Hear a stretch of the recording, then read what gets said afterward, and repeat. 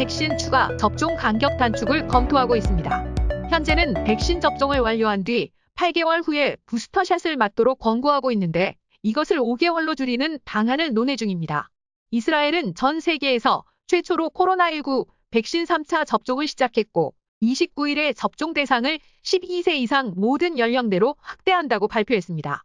이스라엘 보건당국은 화이자 백신 2차 접종 후 6개월이 지나면 예방 효과가 현저히 줄어든다며 부스터샷 접종을 독려했습니다. 이스라엘에서는 부스터샷 접종자는 국외 여행 후 귀국할 때 격리하지 않도록 했습니다. 보건부 산하 공중보건 서비스 책임자인 샤론 알로이 프레이스 박사는 보건부 데이터에 따르면 부스터샷을 맞은 사람은 2회까지만 맞은 사람보다 코로나19 감염 중증 예방 효과가 10배 높다고 말했습니다. 이스라엘에서 시행된 연구에서 화이자 3차 접종은 60세 이상 연령대에서 감염이나 중증 질병에 대한 면역 효과를 매우 높이는 것으로 나타났고 화이자와 모더나가 시행한 별도 연구에서도 동일한 결론이 나왔습니다. 조 바이든 미 대통령은 27일 열린 나프탈리 베네트 이스라엘 총리와의 확대 정상회담 모두 발언에서 부스터샷 문제를 거론하며 우리는 9월 중순부터 시작할 텐데 더 일찍 시작해야 한다는 이스라엘의 조언을 고려하고 있다고 말했습니다. 이러한 움직임은 델타 변이 확산과 관련이 있습니다. 미 질병통제예방센터 CDC에 따르면 현재 미국에서 신규 발생하는 코로나 환자의 98.8%는 델타 변이 감염입니다. 또한 19일부터 25일까지 미국에서 코로나로 병원에 신규 입원한 환자는 하루 평균 12,285명이었습니다. 현재 미국에서 코로나로 입원해 있는 환자는 총 101,445명으로 지난 1월 이래 가장 많은데 이 때문에 플로리다, 조지아, 미시시피, 텍사스 등 백신 접종률이 낮은 주의 중환자실에는 잔여 병상이 전체의 10% 이하로 줄어든 상황입니다. CDC는 델타 변이에 감염된 사람은 백신 접종 완료자라도 다른 사람에게 바이러스를 옮길 수 있다 밝혔지만 접종 완료자들은 델타 변이에 걸리더라도 상대적으로 짧은 기간 증상을 나타내는 것으로 보인다고 발표했습니다. 한국 또한 방역 당국과 전문가들이 부스터샷 도입을 계획하고 있습니다. 만 18에서 49세의 인구가 1차 접종을 마무리하는 10월 이후부터 본격적으로 진행될 것으로 예상되고 있습니다. 정은경 질병관리청장은 26일 진행한 전문가 초청 설명회에서 전문가들과 부스터샷 계획을 수립 중이며 빠르면 4분기 정도에 진행될 것이라며 어떤 백신으로 진행할지 세부적인 가이드라인을 만들고 있다고 밝힌 바 있습니다. 하지만 세계보건기구 WHO에서는 선진국의 부스터샷 도입에는 도덕적인 문제가 있다며 전 세계 많은 이들이 백신 효과를 보기 전까진 각국 정부의 부스터샷 접종을 중단해달라고 촉구하고 나섰습니다. 마이클 라이언 전염병학자는 구명조끼가 이미 있는 사람들에겐 추가로 구명조끼를 나눠주고 나머지는 익사하도록 버려두는 계획을 세우고 있다고 지적했습니다. UCL 약학대학의 선임연구원인 옥사나 피지크 박사는 부스터샷의 필요성이나 효과를 뒷받침하는 증거가 없다고 지적했습니다. 백신 적용률이 낮고 지역사회 전파 수준이 높을 때 델타와 같은 소위 변이가 나타날 우려가 있기 때문에 다른 집단의 예방접종을 연기하면서까지 일부 집단의 면역 효과를 높이는 건 현명한 전략이 아니라는 것입니다. 피지크 박사는 고소득 국가들이 50세 이상 연령대의 부스터샷을 접종하게 된다면 백신이 추가로 10억 도즈가 더 필요하다고 덧붙였습니다. 탄자니아, 이집트, 베트남, 아프리카 등의 나라들에서는 백신 1차 접종조차 시작되지 않은 경우가 많습니다. 피지크 박사는 세계 대다수의 사람들에게 첫 번째 접종은 매우 현실적이고 절박하다라며 우리는 독자적인 행동으로 가장 느리고 비용이 많이 드는 팬데믹 탈출 경로를 선택하고 있다고 비판했습니다. 지난 29일 루이지애나주를 강타한 대형 허리케인 아이다에 뉴올리언스 전체가 정전되었습니다. 뉴올리언스 국토안보 비상대책본부는 현지 시간 29일 오후 7시 이후 뉴올리언스 도시 전체가 정전이 됐다고 밝혔고 전력 상황 집계 사이트 파워 아우티지는 정전된 가정과 기업이 100만 곳이 넘는다고 전했습니다. 아이다는 사흘 전 카리브해에서 열대 폭풍으로 발생했고 총 5등급 중 두 번째에 해당하는 4등급 허리케인으로 최고 풍속이 시속 240에 달합니다. 아이다의 세력은 4등급에서 1등급으로 강등됐지만 여전히 시속 175의 강풍과 폭우를 동반하고 있습니다.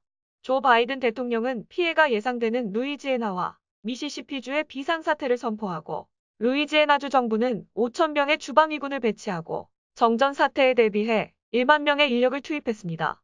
허리케인이 동반한 강풍으로 나무가 쓰러져 60대 남성이 목숨을 잃는 인명사고가 발생했고 지역 경제는 사실상 마비됐다고 미국 언론들은 전했습니다.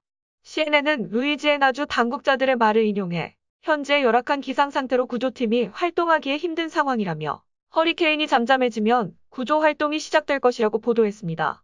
걸프만 일대 석유 화학시설 피해도 예상되고 있습니다. 루이지애나주에는 미국 전체 정유량의 1호를 책임지는 공장들이 있고 항구 두 곳은 천연가스 수출의 55%를 담당하고 있습니다.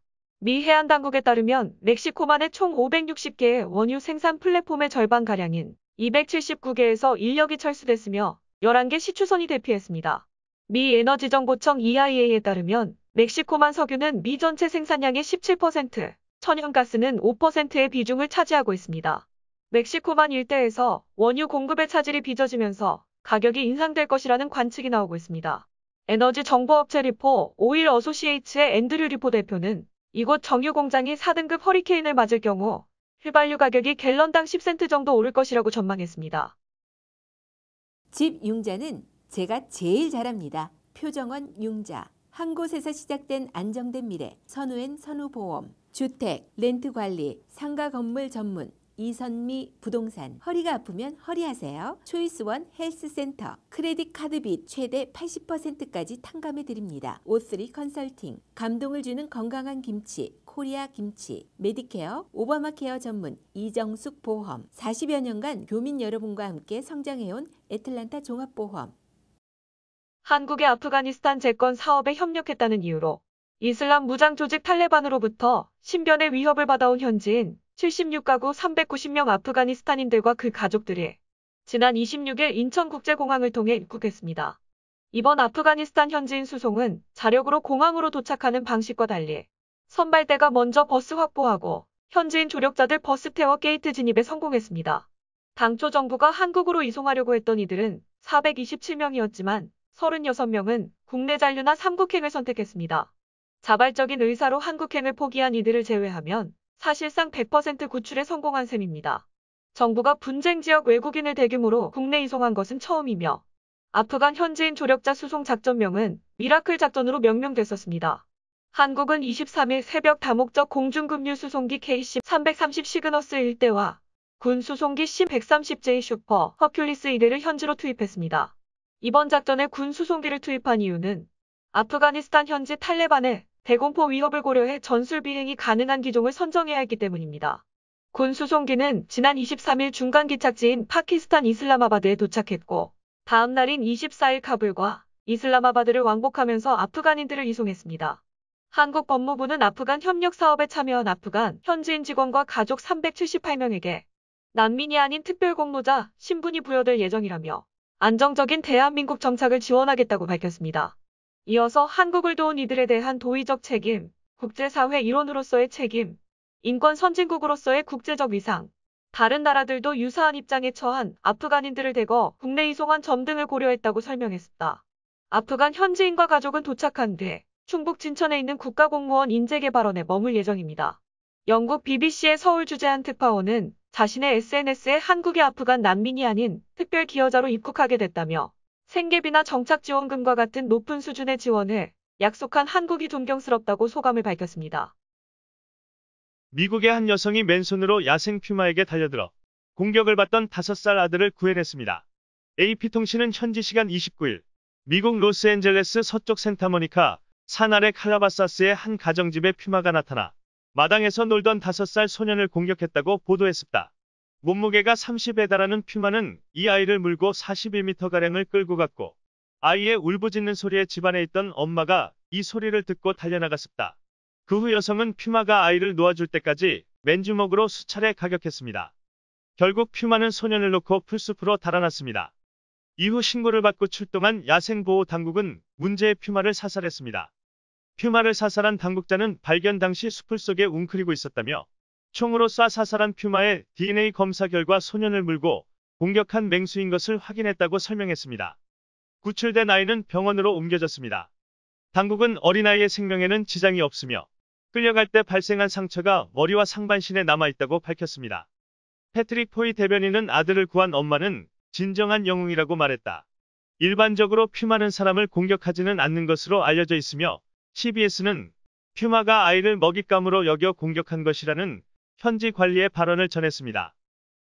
러빙엔즈 방문간호에서 간병 전문의를 모집합니다. 주 업무는 고객분들의 일상생활 보조입니다. 합법적으로 근무가 가능한 조지아 거주자분들은 모두 지원 가능합니다. 애틀란타 직업전문학교에서 2021년도 신입 학생을 모집합니다. 메디컬 어시스턴트 학과, 미디어 영상학과가 개설된 본교 입학 문의는 전화로 상담 가능합니다. 애틀란타 TV는 러빙엔즈 시니어 센터, 수지 홈케어가 함께합니다.